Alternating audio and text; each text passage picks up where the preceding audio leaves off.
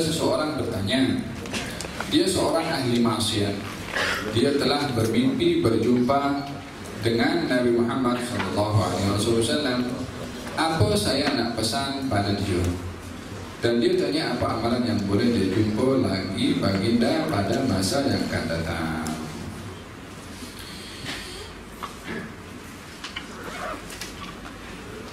Bermimpi adalah bahagian daripada 70 bahagian wahyu, dan itu akan diberikan oleh Allah Subhanahu wa ta'ala kepada sesiapa yang dikehendaki, baik kepada orang yang taat atau kepada orang yang bermaksiat.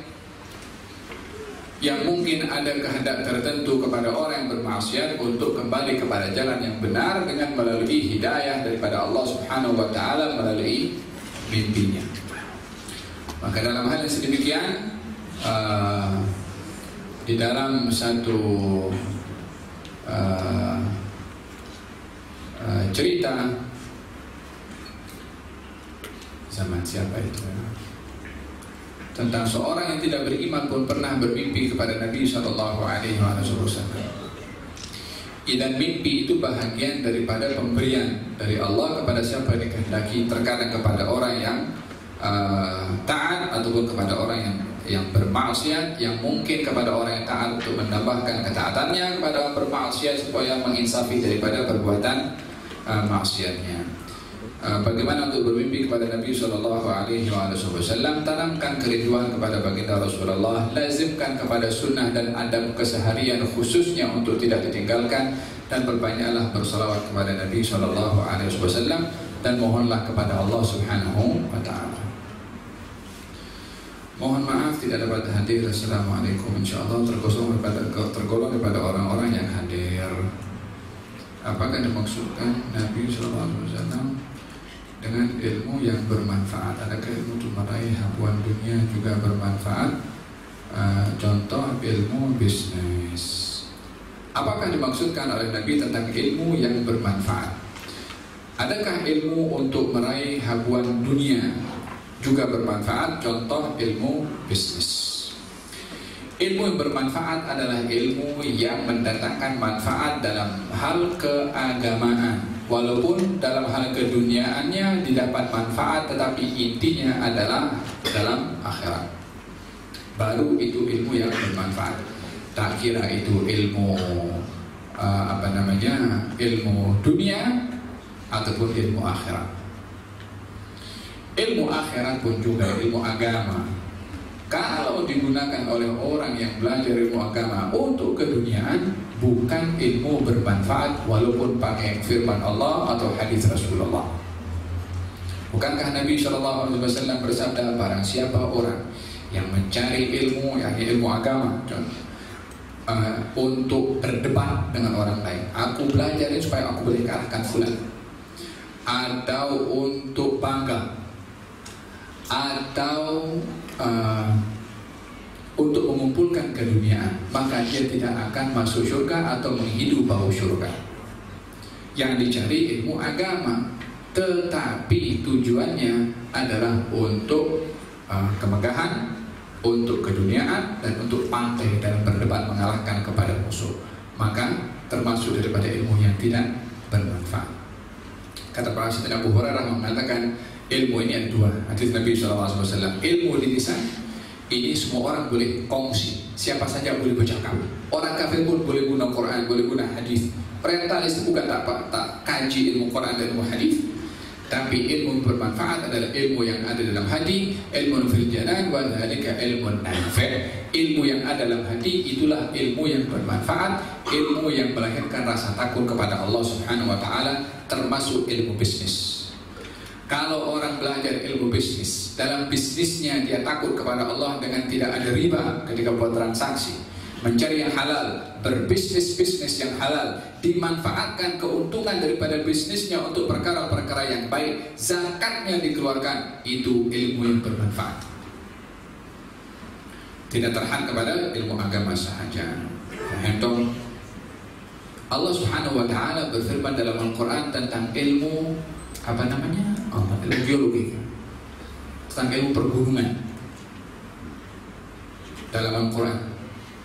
Lepas itu Allah sebutkan mereka itu golongan para ulama. Ulama geologi. Dalam surat apa itu? Wa minal jibali judadun biyudun wa humrun mukhtalifun alwan. Dan di antara gunung-gunung ada berbagai macam warna. Ada yang merah, ada yang putih, ada yang hitam.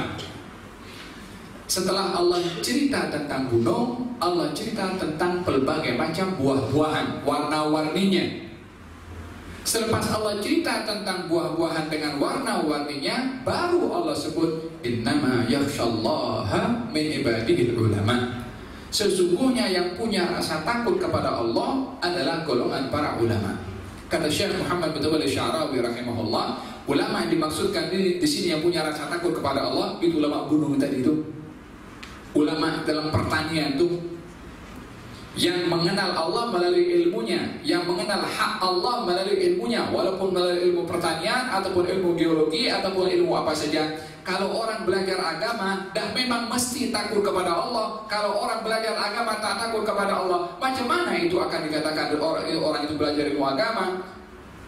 Karena agama memang sudah akan mengenalkan orang kepada Allah Subhanahu wa taala. Yang banyak orang tergelincir tidak kenal kepada Allah dalam ilmu-ilmu yang dunia ini. Makanya dalam ayat ini diingatkan oleh Allah, orang-orang yang belajar ilmu selain daripada ilmu agama, termasuk ilmu geologi, pertanian dan sebagainya, bila mana kenal akan hak Allah melalui ilmunya, maka dia termasuk golongan para ulama. Karena dia takut kepada Allah Subhanahu wa taala dengan ditunaikan hak Allah melalui ilmu yang diberikan oleh Allah Subhanahu wa taala. Allah turunkan besi. Dan dinamakan dalam Al-Quran surat namanya surat Al-Hadid. Fihi ba'sun syadidun wa manafi'u lin-nas wa anzalna al-hadida. Kami Allah turunkan besi. Fihi ba'sun syadid. Ada kekuatan yang luar biasa pada besi. Wa manafi'u lin-nas, dan manfaat untuk manusia. Bila mana orang menggunakan besi ini untuk bangun bangunan, untuk masjid, untuk hospital, untuk bangunan-bangunan dimanfaatkan untuk orang ramai. Ini orang dia takut kepada Allah Subhanahu wa taala melalui ilmu perbesian. Tapi kalau digunakan besi ini untuk buat bom hancurkan orang, ini dia tidak takut kepada Allah Subhanahu wa taala. Pistol itu daripada mana kalau bukan daripada besi? Itu peluru berpandu daripada mana kalau bukan daripada besi?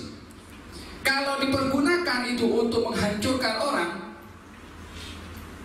ini orang tidak takut kepada Allah.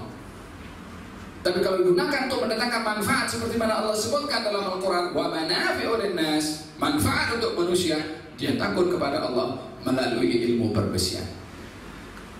Fahim dong?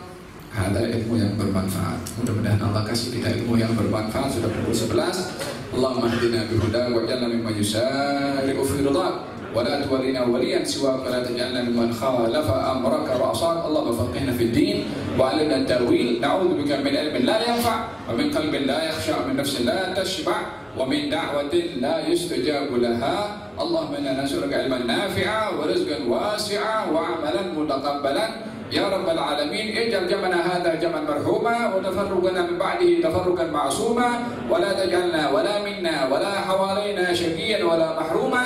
بارك في الحاضرين في الحاضرات وارزقنا الفهم الكامل والامتثال بما امرتنا يا رب العالمين. وصلى الله على سيدنا محمد وعلى اله وصحبه وسلم والحمد لله رب العالمين. بسر الفاتحه. الرحمن الرحيم مالك يوم الدين اياك نعبد واياك نستعين اهدنا الصراط المستقيم صراط الذين أنعمت عليهم غير المغضوب عليهم ولا الضالين. Mohon maaf kepada beberapa soalan yang belum sempat dijawab. Insyaallah pada kelas akan datang kita jawab insyaallah. Mohon maaf atas kelewatan.